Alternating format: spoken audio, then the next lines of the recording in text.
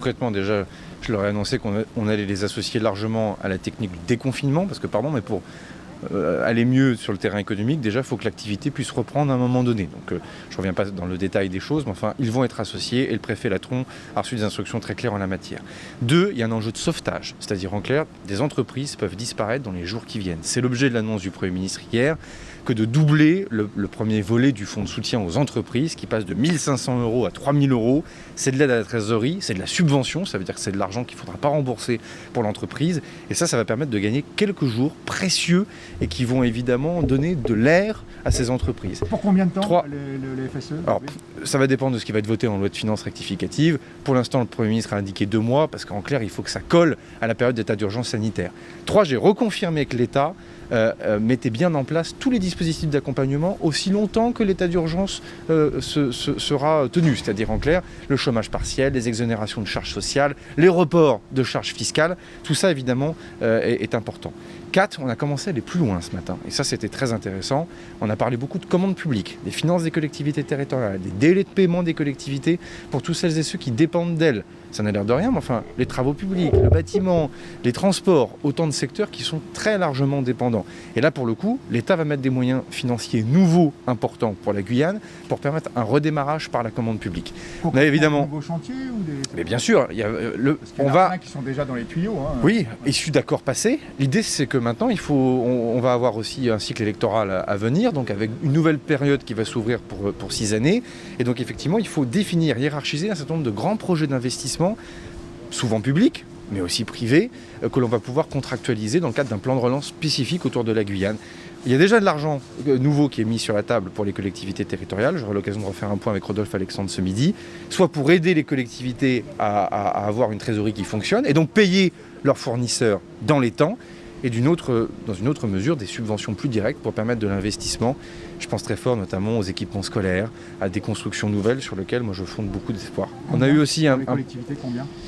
Écoutez, 1 milliard d'euros de dotation de soutien à l'investissement local a été débloqué pour l'ensemble de la France, et je vais flécher, à mon avis, une bonne enveloppe pour les Outre-mer, avec derrière, en fonction des projets, faire en sorte bien sûr que ce soit des projets qui démarrent vite. Donc en fait, c'est pas une affaire que de sommes. 60 millions pour les Outre-mer à peu près ? Ouais, même un peu plus. L'idée, c'est d'avoir des projets qui démarrent vite. Vous savez, le problème de la relance, c'est pas de faire des annonces. C'est que ça se traduise en crédit de paiement qui crée tout de suite de l'activité économique et donc qui crée tout de suite des emplois.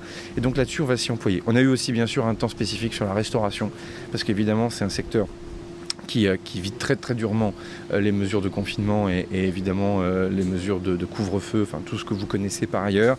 Et de cela, pour le coup, je vais en reparler avec Rodolphe Alexandre ce midi. Les 3 000 € sont une première réponse, ça suffira sans doute pas. Et donc on va regarder avec la CTG comment on peut faire. Deux questions. Monsieur le ministre, on parle de relance, certes, mais qu'en est-il de la crise actuelle ? Est-ce que vous avez parlé également comment mieux maîtriser la crise sanitaire et donc du coup, Bien sûr. Alors après, vous l'avez compris, la journée d'hier, avec le Premier ministre et le ministre de la Santé, a été largement consacrée à la crise sanitaire. À ma façon, dans un instant, je vais encore y revenir en allant à Saint-Georges-de-l'Oyapock, parce que la tenue des frontières participe à la gestion de la crise sanitaire et pour cause. Mais c'est vrai qu'aujourd'hui, je me projette un peu plus dans le jour d'après. On est à un moment, je l'expliquais ce matin, on est à la rencontre de 2 crises. C'est-à-dire qu'il faut continuer d'accompagner la fin de crise à venir sur le sanitaire, et on forme tous le vœu que cette affaire soit derrière nous rapidement. Mais une fois de plus, je le redis, il faut tenir les mesures barrières, le port du masque, respecter les mesures de couvre-feu, parce que c'est ça qui finissent par produire leurs effets. Et si on veut aider les soignants, si on veut que justement tous les moyens que nous avons mis ici sur place pour réussir à traiter cette crise sanitaire fonctionnent, il faut bien sûr continuer à respecter cela. Mais on voit bien que désormais, on est dans le démarrage de la gestion d'une autre crise, qui est la crise économique et sociale. Et ça, pour le coup, il ne faut pas perdre de temps. C'est pour ça aussi qu'aujourd'hui, je suis un peu dans le jour d'après déjà.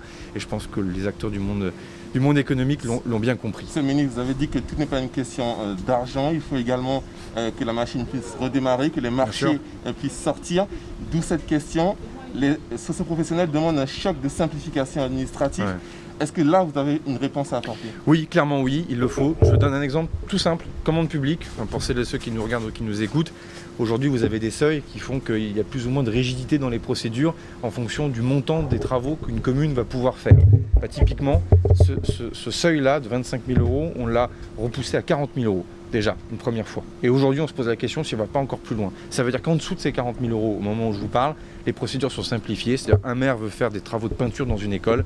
Tout simplement, il va faire 3 devis et il prendra le devis qui lui semble le mieux disant. C'est aussi simple que ça. 40 000 euros, c'est acté. Je l'ai signé dans mes fonctions précédentes de ministre en charge des collectivités territoriales. Et évidemment, avec Bercy, on est en train d'étudier des rehaussements à venir. Mais vous avez raison, c'est pas qu'une affaire d'argent. Il y a un enjeu d'ingénierie, comme on dit si bien. C'est qu'il y a beaucoup de subventions, vous savez, qui ont pu être données. Et l'argent n'est pas dépensé. L'argent n'est pas dépensé parce que les projets n'avancent pas. Et moi, je le vois dans mon propre budget en tant que ministre des Outre-mer.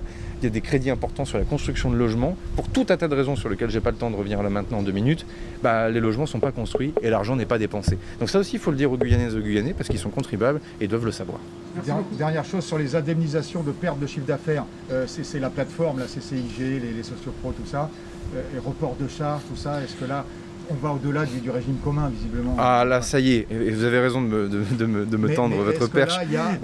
L'idée, c'est que jusqu'à présent, en Guyane, s'appliquait le droit commun comme pour toute la nation française. Il est clair qu'on commence à aller plus loin pour des mesures spécifiques pour Mayotte et la Guyane, dans la mesure où, comme la crise sanitaire perdure, avec des mesures de confinement spécifiques qui perdurent, il est normal d'avoir désormais des dispositifs d'accompagnement spécifiques. Donc ça veut dire quoi concrètement? Le doublement, le fait que pour Mayotte et la Guyane, ça n'a l'air de rien, mais sur le reste, ça va perdurer plus longtemps que dans l'Hexagone. Donc en fait, on est par 2 fois en dehors du droit commun. Merci. Donc sur l'indemnisation des pertes de chiffre d'affaires, par exemple, vous n'ouvrez pas ce chantier?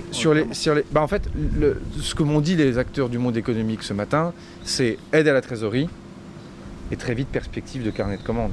Enfin, vous savez, quand vous êtes entrepreneur, c'est un mode de fonctionnement qui est complètement différent. Le sujet, c'est pas tant que de survivre, c'est de savoir, et quand on sera déconfiné, est-ce que ça redémarre? Donc en fait, c'est ce qu'on appelle la relance. Sauvetage, urgence, fonds de soutien, exonération, report de charges fiscales, je recommence pas. De l'autre côté, mais une fois que c'est déconfiné, est-ce que l'activité va redémarrer? C'était la vraie angoisse ce matin. Report de charges patronales et fiscales jusqu'en fin de l'année. Sur le social, c'est mieux que ça. Sur le social, elles sont exonérées pendant toute la période de l'état d'urgence. Au 30 octobre. Exactement. Et au-delà? En fonction de on fera les choses bien. Je ne peux pas vous dire mieux en une phrase. On fera les choses bien. Si malheureusement la crise devait continuer, il va sans dire qu'on n'abandonnera personne. Mais je pense collectivement, on forme le vœu que très vite la crise soit derrière nous. RDI en Guyane, c'est de la musique, des infos et du sport.